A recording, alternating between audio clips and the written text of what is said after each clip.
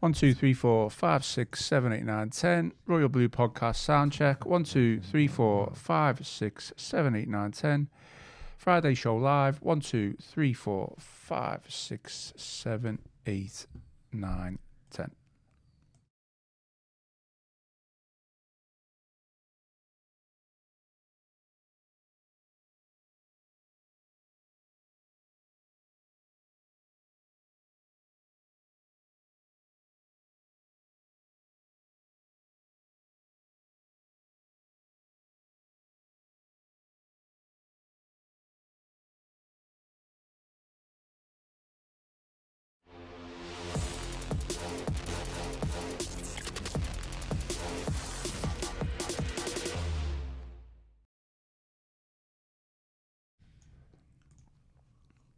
Hello and welcome to your Friday edition of the Royal Blue Podcast. I'm your host Ian Croll. We are live on YouTube, and joining me in the studio for today's episode, braving the weather to make his first appearance of the week, we have Gav Buckland. Quite dry. Yeah. There's a hint that I'm making other appearances this week, eh? I mean, Well, it's just your first appearance on the Royal Blue Podcast. this There's week, no yeah, first one since the day after the Sunderland game, wasn't it? And considering you came in looking rather drenched, you look quite dry now. Yeah, absolutely, yeah. It's a bit. Old Street at the bottom where it meets Leeds. She's just like the world's worst place for weather, isn't it? You know, And wind. Yeah, definitely. Yeah, Very wind, Delafeo would say. Yeah. You certainly would. You're good, yeah? Fine, mate. Yeah, fine. Good stuff. Also with us today, making it a hat-trick of podcast appearances this week. His dedication is unrivaled to the show. It is Chris Beesley. You okay? I'm just saying to Gav, hardest working man in show business. Just like it in show business as well, Chris, to be fair. I mean, are we going to be getting burnout now? I'm going to have to take me off after about 40 minutes. Absolutely, yeah. Chris is the Crystal Palace in December, isn't it, of playing it for, you can only do 3 podcasts in 8 days, and that's your limit, There's been negotiations over when this one would it take place. Yeah, what time? yeah, absolutely, yeah. We'll have to move the next podcast back a day, so Chris can... Well, hopefully we've got a special guest on Monday. All right, okay, yeah, you never absolutely. know. But that is a point, though, isn't it? I mean, I know you made plans about the Arsenal game being moved from the Sunday. Yeah. But everybody, look, the Sunday before Christmas, 2 o'clock. Good time, and go out on a few beers afterwards. Because we did that. I think we played. Was it Forest last year? Was what we played, and I know we got beat. So we had a good drinking session afterwards. but priorities, right? Yeah. But Saturday, 8 o'clock. Yeah. I know this is the Premier League. That's the time they got in the in the contract. But that's about the worst time on the worst day of the year, isn't it? To have a game really. I mean, made worse, and this is going to happen, isn't it? Liverpool are playing at 5:30, aren't they, on the Saturday night? So you're going to have a lot of fans from both teams. I think scheduling suits different fans, though. I mean, some people might see that as a great time to go out afterwards. And the general consensus of what I was seeing this week, well, I think it's not so much the time, the fact that the kickoff's being changed, and there's people who've, out from outside the city, even within the city, have made plans on the basis of playing on the Sunday. It's changed twice and now, I think that's it. Yeah. And there's something fundamentally wrong there, but unfortunately, it's just the way of the world. And well, it comes down to money, doesn't it? Let's face it. Well, it comes down to the Premier League pointing the gun on as they did at Christmas over the growing number of European matches, and UEFA will blame FIFA on the expansion of the Club World Cup and stuff like that, and the international calendar. So in the end, the people who suffer are the match-going fans, aren't they? And it will suffer the next day with the hangover. Well, yeah, but that's out of choice, though, isn't it? Really, it's just something that. So in the space of like a week, you're seeing 2 impacts of the expanded calendar, aren't they? No calendar, no games on Boxing Day apart from one, and then this game being shifted, and everybody's got to change their plans if they had any for that weekend, and that is going to happen more and more in football because ultimately. It's just greed, isn't it? It's the greed of the organising bodies. It's the competition between the organising bodies, and the people who suffer at the end of the day are the match-going fans. And it would be, Mm-hmm. be interesting to see how long before there's some sort of breaking point. I don't mind the new schedule for Boxing Day, if I'm being totally honest. I mean, again, it comes down to personal preference and depends what you do on the day. I know that usually, historically, it's been littered with games. Yeah. But I think sometimes there may be a bit too much on. I think now, personally, for me, whatever you do on your Boxing Day, whether you just chill or you go out, but you can now settle down and be able to... Is it 8 p.m. kickoff, Newcastle United and Manchester United? Yeah. And that's the game. Games good luck if you're a Newcastle fan wanting to... well, obviously not good for Newcastle fans, is it? As somebody who stands in Leeds on Boxing Day in 1986 with no trains, there you go. When I should have been going to Newcastle, I can vouch for the fact how difficult it is to get transport on Boxing Day. It's just it's a symptom of a wider problem, isn't it, with football, which is going to get worse and worse and worse. Later, the games will be later and later, won't they? Well, squeezed together, conflicts between governing bodies and organising bodies, and that affects everybody ultimately. Yeah. Are you happy with the Arsenal time change, Chris? Obviously, I'm not happy that people have been messed about, but like I said twice. But then you can understand why, from a sporting perspective, why Arsenal would complain that the fact that it was going to be on a Sunday, and hopefully, I mean, I will try and put a positive on it. It will make it a much better atmosphere, let's hope, from an Everton point of view, rather than an early afternoon on the Sunday, but it being Saturday night, or maybe a lively one. And absolutely. There's pros and cons, but also I'm just talking about it purely as a fixture and where it sits in the calendar. Yeah. And this is something that is going to happen with far more frequency in the future than what it has done in the past. And that's a concern for us all. And what we've got as well with the Premier League, obviously it's the most watched, football product there is when it comes to a domestic league. But it's almost like the match-going fans is taken for granted. I mean, we're talking about even Tony in Saudi Arabia this week. I mean, I saw some photos that we're using to illustrate the pieces. So there's, he's on a king's ransom there, as they all are. And there's nobody in the ground. There's hardly anybody there. Whereas, the Premier League, more or less capacity crowds all the time, and you just expect you're going to be there. We'll put it whatever time we put it, you'll turn up, and that's the problem. Almost like it's an assumption that we'll shunt it around, and you can just lump it because someone else will come and buy your ticket otherwise. But Well, something else that is going to be happening with far more frequency is big events at Everton's Hill Dickinson Stadium. What a segue that is. I'm getting better at these type of things, aren't I? Yeah. Well, we are going to come on to that. Obviously, today's agenda, Everton's Hill Dickinson Stadium will host 5 Euro 2028 games. And Chris, you were all over that on Thursday. So I'm going to love to hear your thoughts on that. Plenty of articles from Chris on the Liverpool Echo website.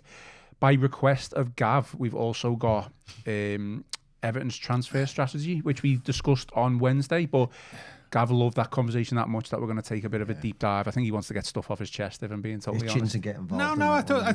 I'm playing the compliments here to the podcast. I had the discussion between yourself, Paul, and Chris. Was podcast on Wednesday? Yeah. And listen to it. And when you talk about Everton's transfer strategy and the choices we made and the choices we need to make, that resonated so much with stuff that I've covered I've written about in the past, but also I've covered. I sent you something that I had a really good discussion about this on Twitter, which is a bit of you don't hear that often. A couple of Sundays ago. No. And it resonated. And I sent you a WhatsApp, didn't I, of what I'd said on Twitter to a couple of people I was having a conversation with, and it was exactly the same point as what I think the fella called the Blues. The Blues, he's a regular watcher of the live show. Said on the live show about Everton, and I just think it's a really interesting point. It ties into whether Everton a big club, if Everton a big club and that type of thing that we spoke about a couple of weeks ago. And I just think if you're going to have that discussion, do it in international break because there's space to fill. Yeah. And I think we can easily talk about that in that context. Right, we're definitely going to speak about that. Absolutely. As always, give us a thumbs up and drop us a like and subscribe to the channel. As always, your support is greatly appreciated. We've got plenty of comments coming in already, but keep them coming, and I'll try and read out and interact with as many as possible. As you know, we've got a telly behind the camera, and those comments do appear on the screen, so I know I like Chris and Gav to keep an eye out and read out as many as possible as well, any ones that I miss. A word for our sponsor, NordVPN, to get the best discounts off your NordVPN plan.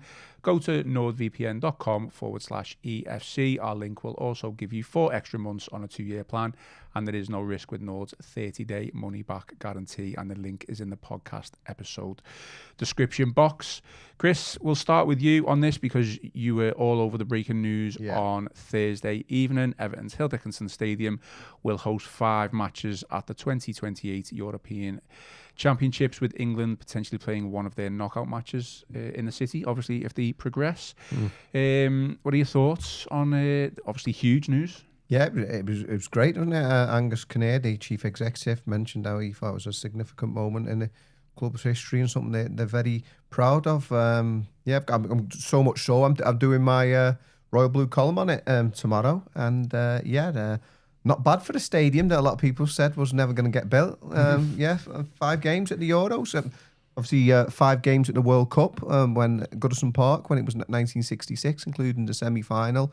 I mean, don't get the semi this time. Both the semis are at Wembley this time out. But considering I think there are only 4 provincial English grounds being used in the knockout stage, because obviously it's not just an England bid, it's the whole British Isles and including Ireland as well. So yeah, that's great. The four matches in the group stage. Notice that I'm not sure why this is. Villa's only got the 3, but then I think Dublin's got 5 or something, and everyone else has got 4. So I'm not sure what happened there. But yes, 4 in the group stage, and then what will happen is if England qualify, which given the way that the World Cup qualifiers have gone, you surely imagine they would do.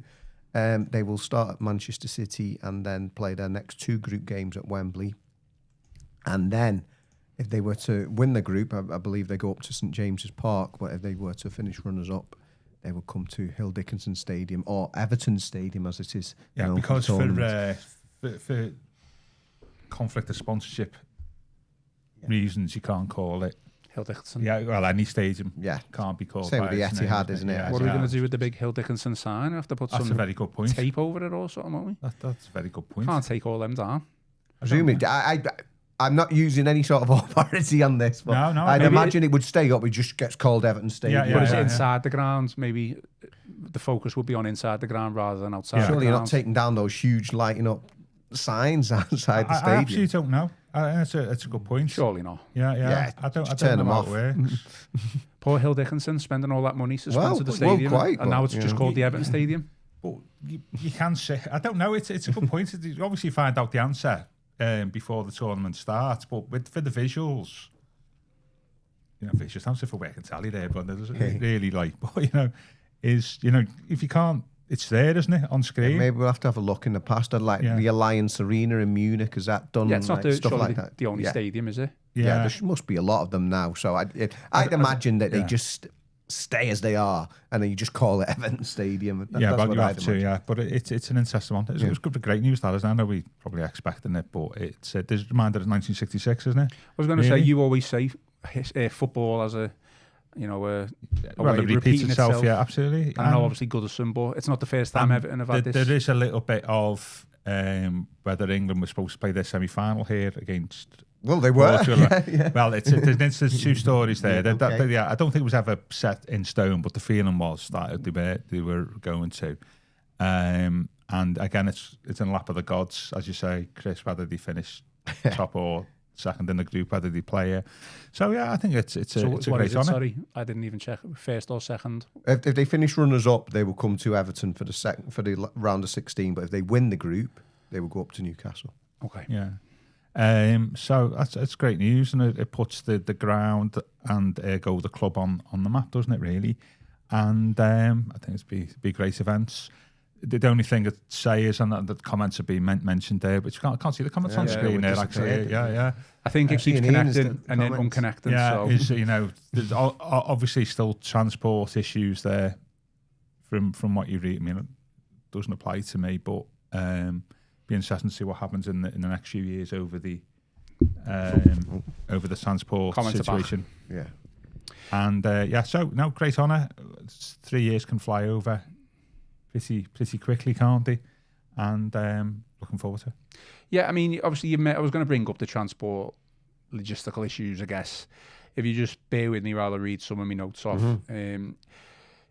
Since the announcement, I guess you could say that those type of things, road closures, parking restrictions, traffic congestion, all in the area around the stadium has been probably brought into more focus. I know Everton released a press release this week detailing conversations that have been held around those issues, and I'm just going to read a few paragraphs from that. So it says, Hill Dickinson Stadium Transport Working Group, chaired by Everton and including representatives from Liverpool City Region Combined Authority, Liverpool City Council, Sefton Council and transport providers and traffic and travel consultants, met again on Monday as part of its ongoing work to refine and improve matchday travel around the stadium. The latest meeting followed a dedicated session with the supporter groups where fans shared feedback from recent fixtures ahead of the Fulham match, with several of their ideas discussed further. So, I mean, I know there was a couple of issues, wasn't there, or potential issues following the game, rail issues. I know there was delays, there was videos and pictures doing the rounds and stuff like that. So in the immediacy, there could be some issues resolved, hopefully over the next, or for the next match. But I guess with this big announcement, Chris, and probably even more big events coming to the stadium, it just puts all that even more in the spotlight, doesn't it? And even though it is a positive, I think Gav's mentioned that he's fine getting to the game. Personally, I'm okay getting to the game, but there is other people who are struggling getting there and getting home, and it's not ideal. Yeah, and let's hope, like we say, it's over 2 years, 2.5 years time, whatever, that these will be ironed out. Can't say just let's hope. Somebody needs to put strategies, have to implement them. It is an issue. I guess you're going to get, obviously, with the Euros, it'll be a different sort of clientele, won't it? Than obviously than your normal Everton match-going crowd. It's going to be different sort of people coming from. I mean, most of them will be coming from either the city centre to start with, won't they, or maybe even like the airport and stuff like that. So yeah, they're going to have to sort that out. It's a great thing, like I said, just for City, not just for Everton, for the whole City region, because you're going to get going back to '66. I mean, when I've done stuff for my book, and you see reports from the time, people were really from outside visitors were really positive about the way Liverpool and the way Scousers embraced the tournament. They said, you go down to London, you wouldn't know there was a World Cup on, but even like in the streets around Goodison, the way they were decorated and stuff like that, people really sort of embraced the cosmopolitan nature. Because I suppose in those days as well, having people from Brazil coming and stuff like that, it was a really exciting thing. So it's a much more sort of global community now, and where it's maybe not such a novelty, but yeah, when you're showcasing the city to people from all around Europe, you gonna put on a good show. So yeah, you need to make sure that sort of thing is in place, and there's no sort of embarrassments on that score. I mean, there's probably no quick fix, Gav, really, is there, with things? We know the stadium has took so many years to build, and things haven't really moved outside the stadium as quickly as the fans want to, we all want to. But I think, again, it just ultimately comes down to money, investment. Obviously, the governments are going to have a say in that. I think, does this put more pressure on those type of things? The local authorities, council, governments, where that funding's going to come from? Yeah, well, there's two issues here. There's the short-term issue around the stadium, isn't it? And then there's the longer-term issue about, I presume they awarded the stadium that they are content with the existing transport arrangements. I don't know, but whether there's further work to be done in the longer term to meet the demands, is what Chris was saying about people coming from outside. So there's two issues there, isn't there, that need to be looked at, and there's obviously work definitely in the short term that needs to be done, and possibly work in the longer term, and we'll just see how it happens. But I just think it's a great honour for the club and the city as well. So I'm looking forward to it. Maybe like over 30 years since Euro 96, which just seems like sounds yesterday, doesn't it, really? Goodison didn't have a match for that, did they? Anfield did. Yeah. We had the Umbro Cup, didn't we, the year before? That was the last international at Goodison. Full international. Brazil, Japan, was it? I was there. There. Although there was about 10,000 people locked outside, weren't there, that night? It was one of the great Goodison ticket fiascos. Was it? Yeah, I can't remember it. They were. There were a lot of people walked up on the night, and that caused. Yeah. It'd be interesting to see whether there's any internationals played before then. To be fair, because in '66 England played at Goodison in the January. Was Bobby Moore scored? Bobby Moore only scored 2 goals for England in this country, both at Goodison. Both of them, yeah. For the under-21s, Bastion of 1961. statistical knowledge, I know, isn't he? coming into his own now. full international in Poland, don't you? Goals to score for England. But they had a game in '66 at Goodison before the World Cup. It'd be interesting to see whether there's the grounds that are hosting the Euros in 2028, whether there'll be matches there, before, in the year before the tournament to test the grounds out like they did in '66. So yeah, it'll be interesting to see how that happens. I have to confess, I did begrudgingly cross the park for a Euro '96 game. I was 10 years old and it was Russia v Italy at Anfield. Yeah, I was disappointed I didn't go to any of those. Like I said, I was at that Umbro Cup game at Goodison, but yeah, I'd like to have gone to those in retrospect. I was talking about this to Paul Wheelock the other day. A lot of those games weren't sold out. Yeah. And I believe, I don't have the figures to hand, I believe they were quite expensive, though, a lot of the ticket prices, and that might have been one of the reasons why, it didn't go to that. But yeah, it would be a shame now. I'd certainly imagine that they'd be sold out this time round. But yeah, back then, that was just it. Yeah, you look at some of the attendances there, and they weren't too hot for some of them. Yeah. I guess that was all out the country, wasn't it? Yeah, it wasn't just on at Anfield. Yeah, I was just saying across the board. Travel's far cheaper now, isn't it, really? And people are far more mobile. And there's obviously a lot of people who live in this country from those countries as well who will go the game. So it can be a different atmosphere, I think, to Euro '96, which is the most overrated tournament with Euro. Wow. With 90 World Cup in history. Wow. We're going on to a whole new different podcast. Tournament Euro '96. Wow. I mean, Gav loves the contradiction. From a quality point of view, absolutely. Or From well, as you say, what Chris said, half empty stadiums for the start. Not a good look. And apart from the England games, there was no major games in the tournament. I think that was a really, really good match. It was the final was a letdown, and from a playing side and atmosphere side, I think it's overrated. We just tend to view it like in Italia '90, like from the English perspective. But if you take yourself outside of that perspective, then most people who watched the tournament said it was a disappointing tournament. Like, I mean, the World Cup in '90 was that bad. They had to change about 3 rules in football to improve it. Tackling from behind, change the offside law. Where was VAR when you needed it? Absolutely. Well, tell you what, if it was in the West Germany game in the semi-final, David Platt scored a completely good goal, didn't he? In that game, I don't think he remembers that. Yeah. Well, Euro '96, like I say, I was 10, so that was my first England international tournament. So I get the cultural thing from the country, but from a playing side, it was not a great tournament. Well, there you go. Sorry, I just got a comment there, James Graham. I try and say it in more palatable terms. Yeah. Yeah. Liverpool. He's talking about the Foo Fighters obviously coming to Anfield next summer. Liverpool have had lots of huge names coming for concert gigs over recent years. See, Bruce Springsteen comes to mind. Did Elton John go as well? They've had some big names, haven't they? So that would be one you'd imagine Hill Dickinson Stadium will start competing with Anfield in terms of trying to get those big names because,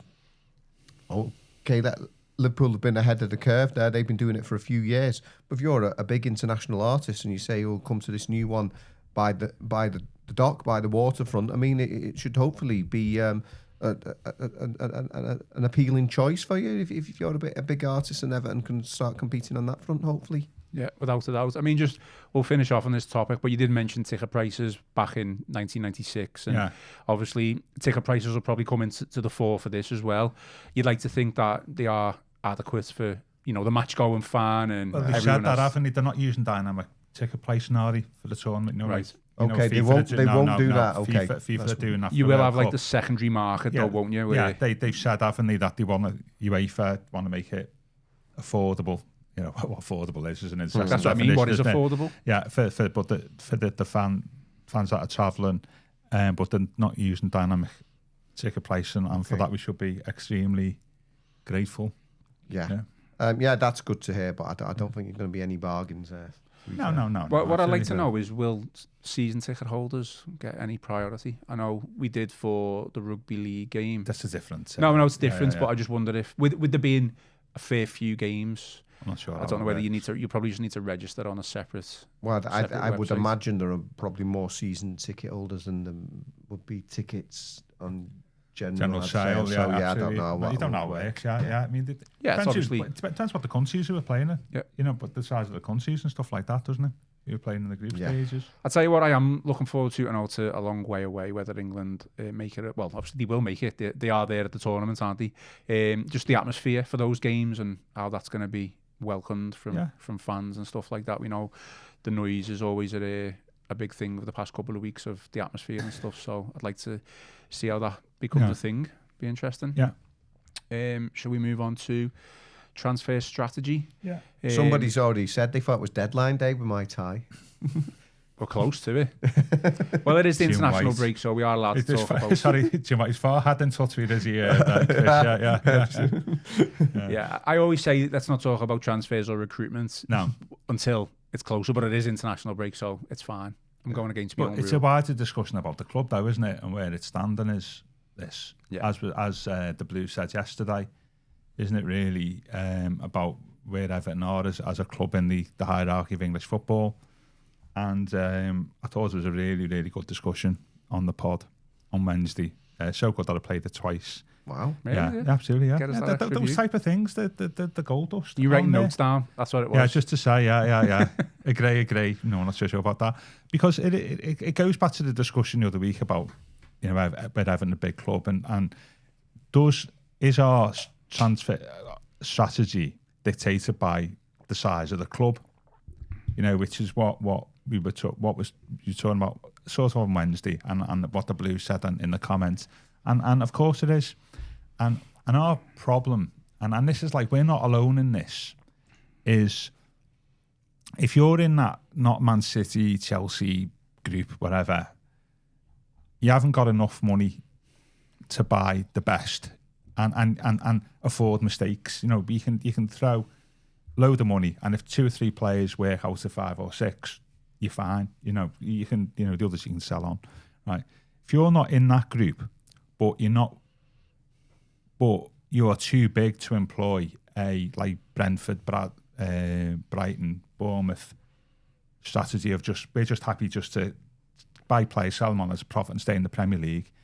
If you're not in that group, and I'm certainly on that group, are we? We're in that middle group where we can't do either strategy.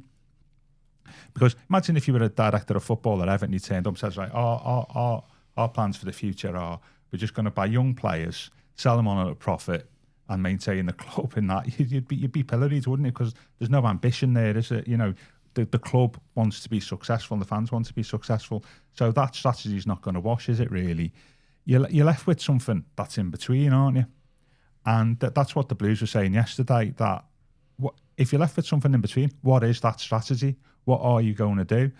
And the time where we really handled that strategy well was in Moyes' first incarnation, wasn't it? In his first spell, where he bought players, 23, 24, who are not unproven players, but that they're going to improve at Everton and make you better. So the likes of Jags, Lescott, all them type of players, Pienaar, Baines, Cahill, all that type of thing. All good players who do a job for you initially, but they can get better.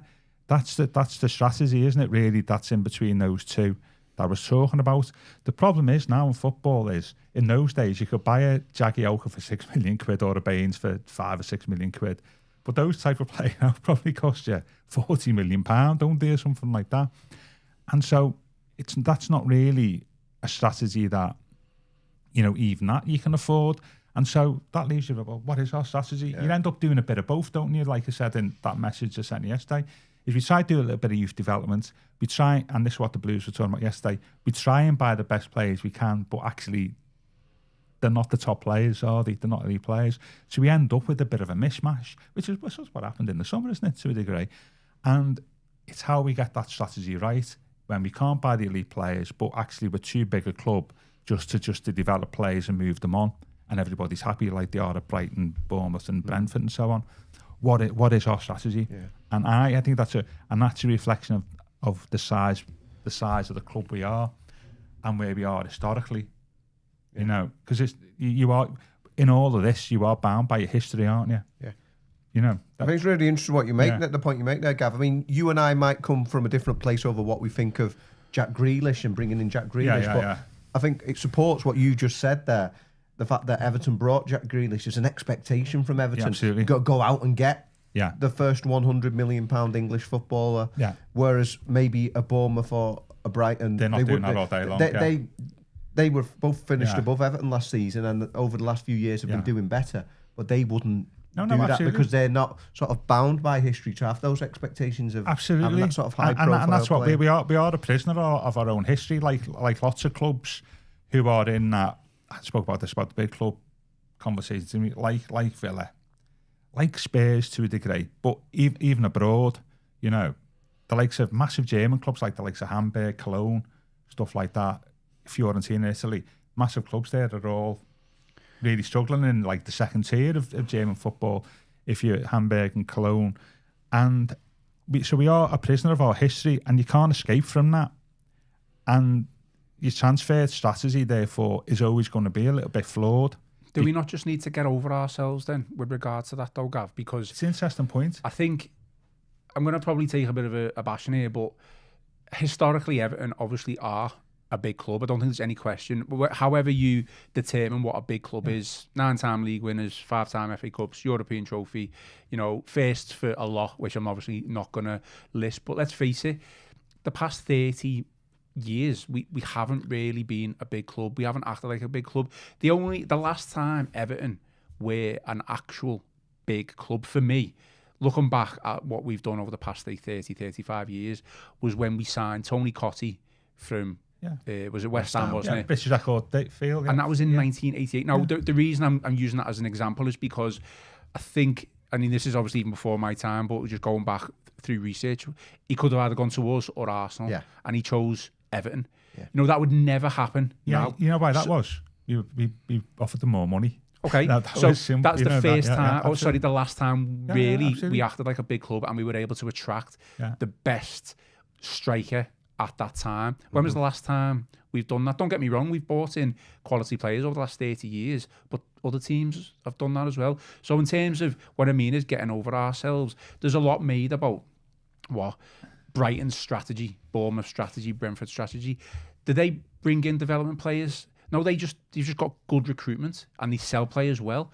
Why can't we just do that? But that's the point, is they do that just to basically, that's their business model, just to survive and just to maintain their Premier League status. I think, and maybe possibly like Brighton move to into Europe, you know.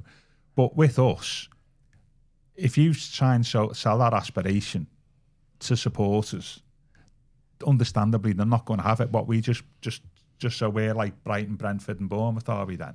That's not going to work with Everton fans, and I totally understand that. But, and that's right. In modern day, that's what's working, isn't it? But that's what's working. But you try selling that to Everton, and he wouldn't. You know, if you like Kevin Thelwell or you know Nick Cox or whoever, you know, or the people who are there at the club now, try and sell that as a strategy. People we're comparing you to Brighton and Bournemouth. And I think Newcastle and Villa doing the same thing. No, why not? They bought? But what did they bought? No, they bought well and they've sold well. Yeah, but see the players they bought, the price they paid for them.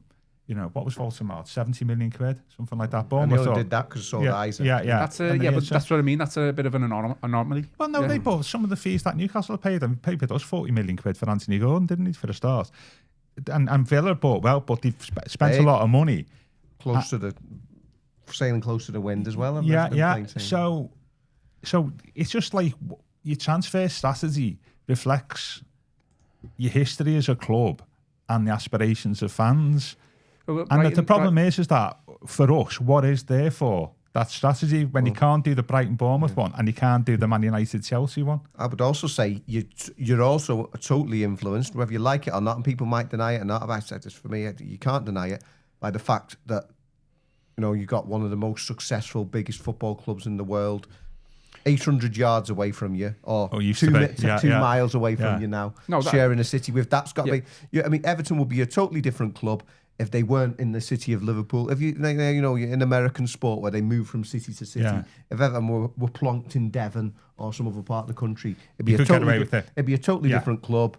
The support, the fan base themselves will be different kinds of people. So you've got that. The fact that, you know, you've got a largely locally based fan base, you know, and the way they are as people and the way they are as, you know, you could, you know, not bother about what's going on at Liverpool, but it's always going to be. And that's it. But that's just part. When I say the history, that's what I'm saying, really. And it's just an interesting sort of situation for us that we're in neither the development side or the buying elite player side, and therefore what do you do? And as I say, we tried to do both, diluted both of them over the last few years, and it's not worked, has it? The thing is, let me jump in. I slightly agree and disagree at the same time. I agree with Chris on what he's saying about Liverpool. That's never helped the situation, but it is what it is, and that can't be helped. Just let me give you examples. You're saying of Brighton only bringing developmental players, or they pay less. They spend 35 million euros on a forward. I didn't say they don't bring. No, but what I'm players. saying is they recruit really well. But so have Newcastle and Villa. My point is, there's too much emphasis on, we need to follow a Brighton or a Bournemouth or a Brentford strategy. They've just got a plan, as in the plan is to recruit well and sell well. Yeah, absolutely. Every transfer is a risk, whatever way you want to look at it. It doesn't matter if they bring in someone who's 10, 15, 20 million euros. It's still a risk. What I'm saying is there's too much emphasis on that. All we need to do is recruit well and sell well. Even Newcastle, if I can go back to them, just got the Champions League, but they were forced into selling their best player because the club above them, the league champions, that always happens. Yeah, so that's always going to happen to us as well. So you need to be consistent in what you do when it comes to recruitment. Brighton have been consistent over the past couple of years. At some point, they'll make the wrong decision somewhere. They'll either appoint a manager that doesn't work, or they'll bring in a player that doesn't work, and they might falter. They've just been incredibly consistent over the past couple of years in what they've done. But this is not a question about like whether the strategy is wrong or not. And I totally get the Brighton model could fall apart with a few bad decisions. They don't bring developmental players. They don't develop players through their youth system, right? They I mean, probably like Evan Ferguson would be one, possibly. It's not a question of which the strategy works. What I'm saying is, and this is why we're talking about this, what is Everton's strategy? So you just said there, if it's all about good signings and buying well, okay. So what is our strategy for buying those players that you're talking about? That's what I'm saying is, and also as well, and this is I think you've even referenced this on Wednesday, is whether everybody in the club is aligned with that strategy, because as I say, if James Smith is in charge of scouting and recruitment. You've got Nick Hammond there, haven't you? You've now got Nick Cox there. What their strategy for the club is probably a bit of a longer term strategy. But if you're David Moyes on a 2-year contract, your feelings might be slightly different to them. And so who sets the strategy? Is it the people who are there for the longer term within the club, or those talking with Moyes, or is Moyes who's the in situ manager? So it's not only deciding what your strategy is, it's getting everybody to buy into it. No, that's fair enough. And I think with us, and as a club, and this is not reflecting on them at all, is I don't know for a club of our size and where we are in the pecking order what our strategy should be. Well, it should be to go out and recruit the best players and sell. If we're forced to sell, get the most amount of money as possible. But you also want to develop, and if you do that, I mean, you're only going to go so far. You're only going to exist in a like sort of Brighton, Bournemouth, and Brentford who are quite happy to be mid-table. But we want aspirations to get into Europe, to establish ourselves as a top 7 or 7, 8 club. You're not going to do that if your strategy is just basically, as soon as you get a good player and sell them, if you get good players, we'll sell them straight away, Do you think Brighton have spent 35 million euros on this Olympiacos striker, Kostelas, and think he's a development Brighton don't buy development players. They don't buy a player and sip in the reserves. They buy players who are good enough to come in and play in the first team pretty much straight away. They don't leave players like languishing on the bench for 3 or 4 years. I think there's an expectation, isn't it, that if somebody comes in and offers big money, they're not going to stand in their way. The way development does my head in, because do you think Moyes, if Tierney Barry had hit the ground running and scored a handful of goals over the course of the season so far, he would be describing Tierney Barry as a development player? The fact of the matter is, he's had a relatively slow, poor start. Yeah. So the excuse, it is an excuse for me, is that, well, he's a development player and we need to give him time. Yeah, absolutely. And it's the same with the left back as well. Yeah. Oh yeah. That's new. There's some really good points. Stephen Frost there is spot on there. that's the thing. The difference between those type of clubs we're talking about, Everton, for them, they can have. Read and read it out. Sorry. Yeah, those southern clubs are settled into the Premier League and can afford to take a chance on players. We have to sign established, proven players to be in the top part of the Premier. Spot on. You can't. You see, you'd always take a chance regardless of who you sign. Well, no, there's more. The degrees of risk are different. If you're one of those clubs, you can take risks because actually you've got nothing to lose in the sense that you're just happy to be there. If you're a club like us, it becomes more difficult to take risks if you're bound by your history. You try and do the same things as what you've done in the past. That's why we end up with like Moyes coming back. That's why we end up with like getting Howard Kendall 3 times. I mean, the classic one there, isn't it, is Johnson, isn't it, in '97, where he said, I'm going to scour Europe for the best coaches and blah, blah, blah, and ends up having the decision to make between Andy Gray and Howard Kendall. Yeah, he goes to Kendall because Gray's turned him down for a new contract at Sky. So that's where we're tied by our history. We are never going to, you can extend this to managers, we are never going to go to Rayo Vallecano and get Areola as coach. Bournemouth can do that. Bournemouth can do that because they can take a risk, can't we? We're not going to do that. We're not going to get Pochettino. Why can't they take a risk though? Just because that they've got nothing to. They've got no history to lose. Have they? They've got nothing weighing them down. So if you're in that group, you can do that. If you're in our position, you can't take a load of risks. You end up doing what you've done before historically because that's what the weight of history dictates that's to the you. Everton way. That is it, yeah, and that is the way. That is the Aston Villa way. We are, as I say, we are dictated by our history, and that dictates the expectations of supporters. It goes back to my point about Newcastle and Villa, who you could argue are on par with us. I still think a little bit less, but you know, they've won trophies, but they were relegated. They were a championship club, and now they've come up and managed to surpass Everton in many ways of where they are at this moment in time. They've had like a bit more. They've had a bit of cash, like we had. Yeah, but we had cash though, didn't we? And we wasted it. Yeah, but why did we waste it? Because we bought those players that the Blues were talking about yesterday, weren't they? We bought those players. We're not elite players, but they're big money signings, but they didn't work, did they? I mean, that's another podcast in itself. That whole thing was the transfer strategy at the time was completely flawed. It wasn't a strategy. The infamous free number 10s in one window. Absolutely. And that's it. I thought it was really interesting conversation, but our decision making and our strategy is weighed down by history. That those clubs that we're talking about there isn't.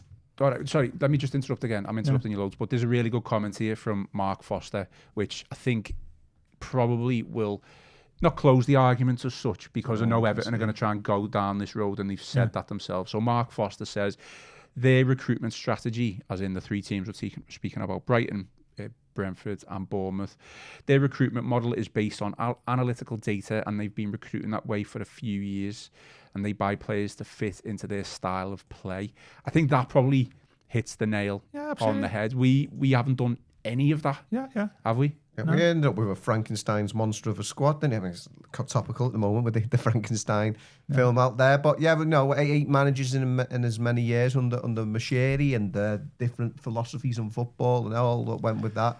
And that's probably why he got Moyes.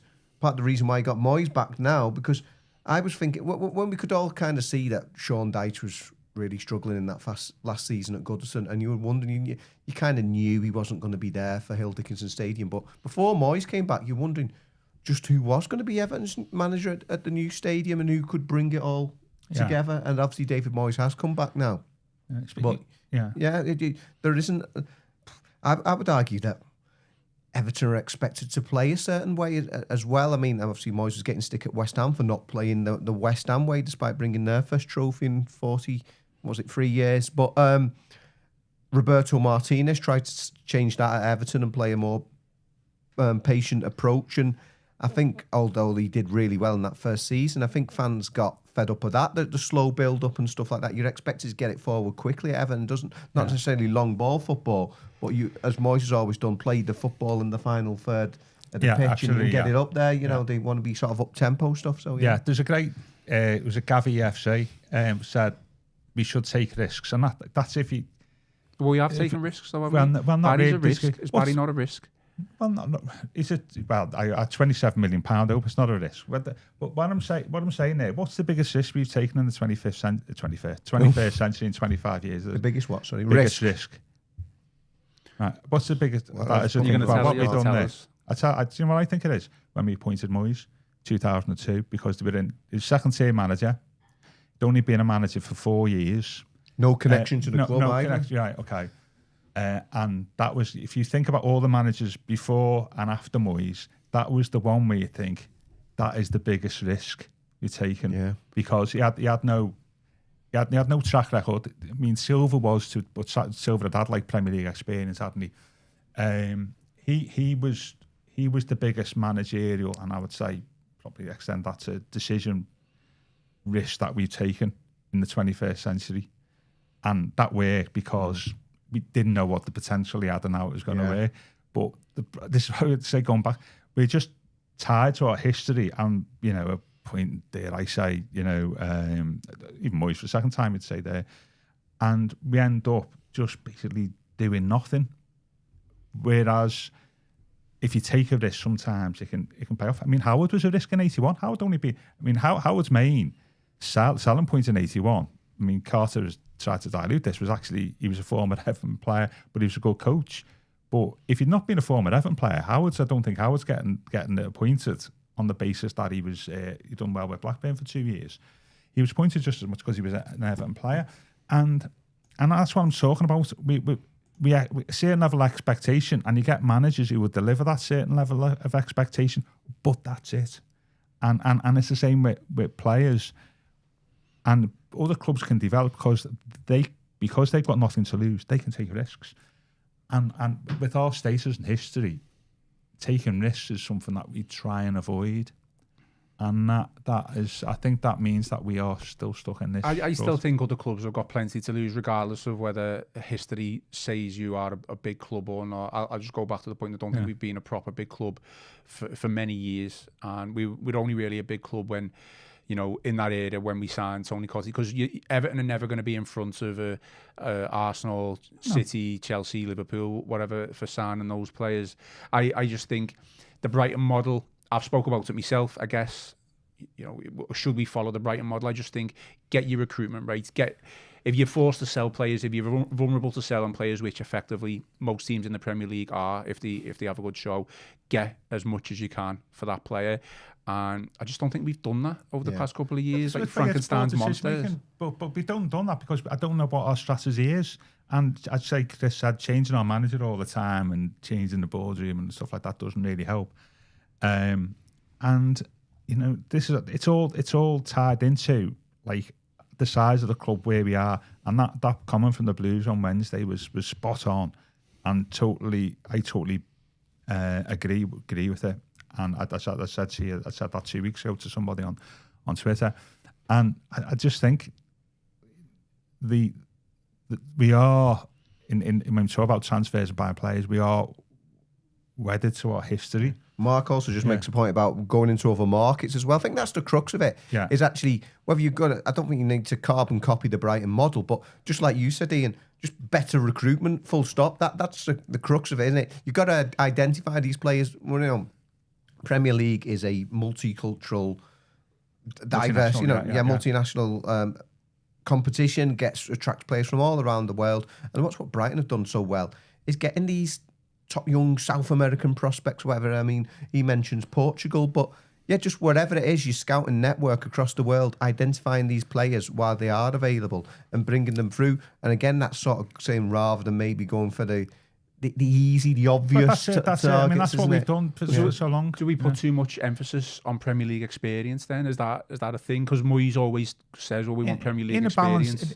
As a balanced strategy, that's fine. But, saying Joe in the sun, bringing it back is we spent, I don't know how much we spent in the summer, 110 million quid, but 70 or 80 million pound of that was on players who possibly not going to walk straight into the first team, obvious choices.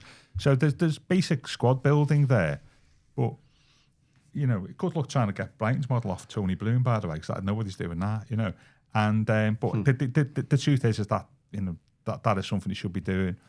But that's not just scouring the world for young players and development, that's a strategy that's never going to work at Everton, because people don't want jam tomorrow, do they? Yeah. As you say, they want something more than that. They want us to progress. Well, I mean, obviously the scouting network has got to be, up there. It has to be, otherwise, what's the point? I think go back to the Brighton thing. I don't think that they now look at things, well, we're buying these players to maybe sell on to survive. I think Brighton are at a point now where they want to push on. They bring in try and bring top quality players, and if they're forced into sell them, then they'll make a profit, and it just goes back to good and honest recruitment. Yeah, exactly. But the thing is, though, because of the size of the club and stuff like that, they've continually got to get all their decisions right to do that. I still think we're in that, though, aren't we? We are. We're vulnerable at the end of the day, whether you like it or not, to big offers in the summer coming in for an Illiman and Die or a Jarrett Brandwaite. We might be able to rebuff them and say, no, it's fine. Yeah, and that it's still vulnerable to it. And that's Sidney Njai is a great signer, isn't he? But that's not the point of making. The point of making is what is our strategy? Is it just to get players and sell them on a profit and just buy the same players, buy the same type of player again, but just stay 11th or 12th in the Premier League? Or do we do something try and do something different that will take us up the table? And that involves taking risks. But when you are an historic club and weighed down by history, the last thing you want to do is take risks. And I think that's the quandary we're in at the moment. And we're not the only club like that. No, of course not. But I think the club have openly communicated what part of the strategy is we are going to now follow an analytical metrics model of following players that we're scouting and looking at their metrics and numbers and stuff like that. So, that. What I will say is, did we do that for Jack Grealish? I don't know. Probably not. We got Jack Grealish because we know he's a good player, and probably this delivered. Goes back to our weighing down the history and the profile of the club, isn't it? Really, that other clubs wouldn't buy, wouldn't engage in that deal.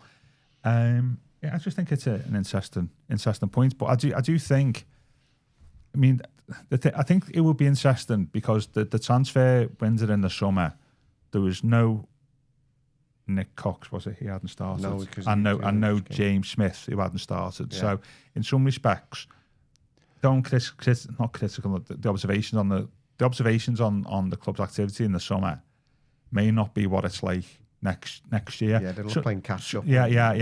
We might have a completely different way of looking at things, even in January. Somebody made a really good point to me about the Jack Grealish signing. He said that, and I agree with it. It made sense in that. Bear in mind, only half the recruitment teams there is. It was easier for the club to get a loan than commit a load of money for 4 or 5 years on players that actually people have not, are still to join the club in the recruitment side. Better to make a hold and sign like Grealish, where you just spend money for 12 months. But then you can, then you've got a decision to make. You can get rid of Grealish. Just Grealish goes back. Then we can use that money to buy permanent players. Yeah. A lot of people make that point for me though. Like the 12 months that he could be here and probably is only going to be here. It was a no-brainer to get someone of his quality for just 12 million for the year. 12 million is a lot of money. No, I know, but do you get that quality? You don't get that quality elsewhere for 12 million, do you? Well, Njai, how much does Njai cost? I know, but that's different though, isn't it? It is different. We're getting on to... Njai's at a different stage of his career to what Grealish is. But Njai, you can show whatever it is. But is he not a player that we've developed ourselves over the past 2 years or so? He's a talented guy, isn't he? No, of course he is, but he's developing within the club. Good signing though, isn't it? That's the type of signing where this is like the Moyes 2000 signing, isn't it? Where somebody can come in, you pay money for them, but they're going to do a job for you. They're going to develop, and then see what happens. Which is like all this 2000s transfer strategy was there, but it's not. This is a debate about who's not a good signing or not. It's a debate around is our transfer strategy weighed down by our history, and the decisions we make consequently are different, and we're forced into making decisions that are different to other clubs who are seen to recruit well, and that's the point here, because we can't buy elite players. So therefore, what is our strategy? I'm not going to decide to say it now. I just thought it was a really good discussion on Wednesday. There's some really good comments, some great comments on the on the board today. I'll hopefully try and neatly bring it all together, kind of learning from the way that Ian had that lovely segue at the start. What I will say is that so we talked about last time, Everton acted like a big club signing Tony Cottee for a record fee in '88. They were ill-prepared, probably as you mentioned this in your book, Gav, don't you? Probably as ill-prepared as any of the so-called Big Five at the time for entering the Premier League, even though Sir Philip Carter was one of the driving forces at the time. He was the main man at Goodison Park. So Everton has spent a generation playing catch-up. Goodison Park, going back to the stadium issue, and have been the preeminent club ground in the country for most of its history, but then by the time the Premier League comes around, it's being overtaken by rivals, and there's coming to the end of the grand old lady's coming to the end of her natural life. So he spent a generation trying to find the new ground, Peter Johnson's plans, Kirby, Kingstock, all of that. So the longest trophy drought in Everton's history has coincided with the decline of Goodison Park. Now got Hill Dickinson Stadium, extra 60 million a year in revenue. They reckon it's going to bring in. Hopefully, you can have a new Everton, a new start again, and looking to get back to those levels. Maybe not weighed down by history so much. A new Everton and a new start, hopefully, but then trying to get back to those expectation levels of the past, because you can actually reach that because of the stadium that you've got in place now. Because as we learned, by the time Goodison had finished, what was it, in the bottom 3 in the Premier League for generating match day revenue? So that's my attempt to sort of bring it all together. I have a positive view. Yeah, but this is not a negative discussion, by the way. No. It's just a series of observations on what our strategy should be. Everton's trophy drought has also coincided with my Everton fandom as well. So it's not more or less. Maybe it's my fault. You and I can both remember '95. We're fortunate in that respect, aren't we? No, but there's a whole load of people slightly younger than us. You know, people who are old enough to be playing veterans football now, who probably can't remember Everton ever winning anything. Okay, we're going to have to go. We've obviously gone on a little bit with that debate, but it was a good discussion and a good debate. And we are going to be back on Tuesday, hopefully with a special guest. It's not going to be live. It's going to be recorded on Monday. And I guess if the special guest doesn't turn up, Chris, we might have to do... We might have to turn to me again. We might have to just do a live show. Chris is on standby. On Monday. That's if he's in the office. Years ago when I was moonlighting on Question Sports, if Steve Bruce was paid money by the BBC just to be in and around on a retainer, on the return of a Sunday, if somebody didn't turn up. I'm not paying him a retainer. Because when I tell you what happened, once those two going off on the tangent, when John Parrott was in the other week, he had to get Gary Ablett, because Gary Ablett was a big mate, to appear on one of the shows because somebody didn't turn up, and Steve Bruce was already filling in for somebody. Yeah, absolutely. There you go. Okay, fair enough. That is all for today's show. As always, give us a like and subscribe to the channel. Most importantly, enjoy the rest of your day, enjoy your weekend, and we will be back next week. I've been Ian Croll, joined by Chris Beesley and Gav Buckland, and this has been the Royal Blue Podcast.